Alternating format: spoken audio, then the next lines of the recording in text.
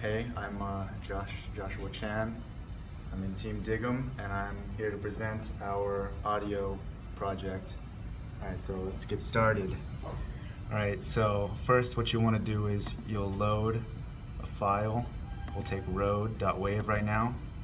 And then as you see, it loads the effects, buttons, and sliders.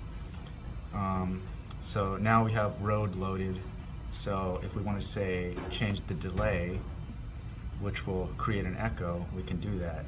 So we'll hit delay, set the slider, hit play. And now you can hear there's a delay. So let's stop that.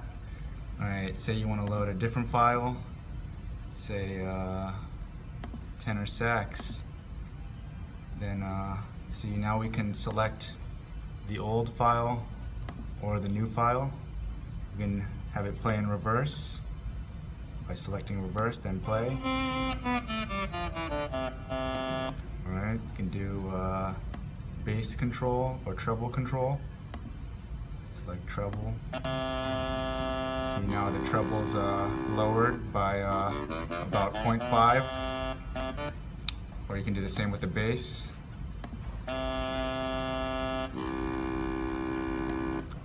Then we change the speed. We can increase the speed by 1.65.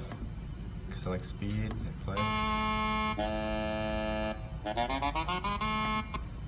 And now if we go back to Road, which has vocals, we can select vocal remover. See, now there's no vocals. Alright, that's the end of my part.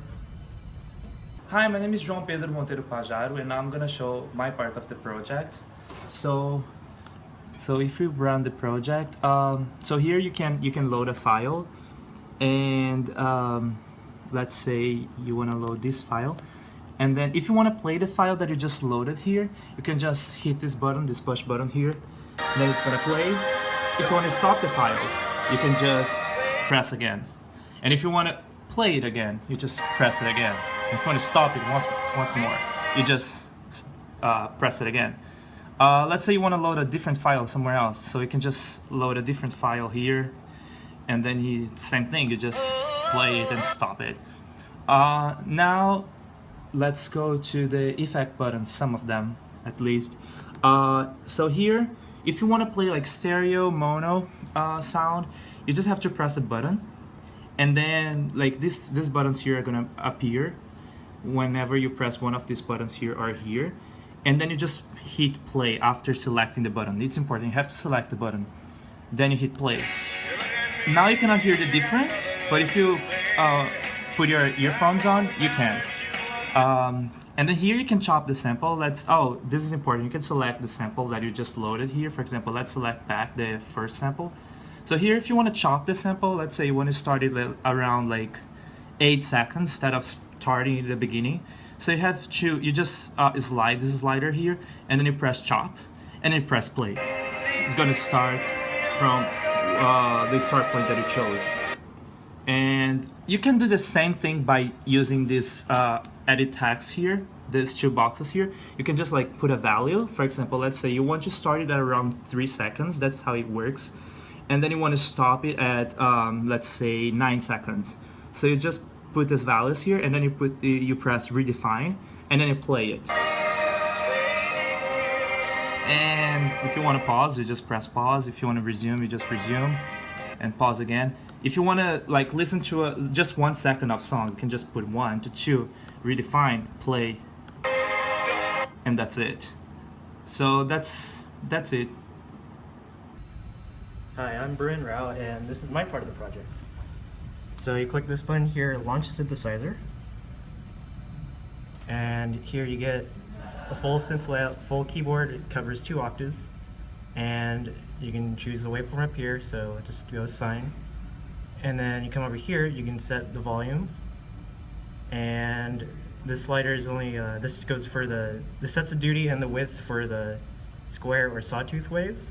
So that's not applicable for a sine or triangle. And then you can set the length of the note. So once you've set all your parameters, you come down here, click on a note, and you hear that note. And over here, it'll show the frequency of that note, that you just played, and you also can see what octave you're in. And so you can alter all these parameters, or you can change the octave over here, and it will basically recalculate all the waves that are generated. And so when you click on a key, that note is already ready. And so that's different than before.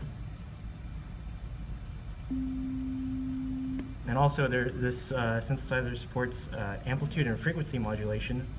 So you can choose one of these, and then you can choose the frequency at which the original sound is modulated at. So let's say chose this thing right here, and we play another note, and you get that different sound effect on it. And so you can just mess around with all these and you come up with different sounds. Another cool feature is you can play the synth using the computer keyboard. And so when you let go of a key, the sound will stop. And so, yeah, you can do a lot of stuff with this.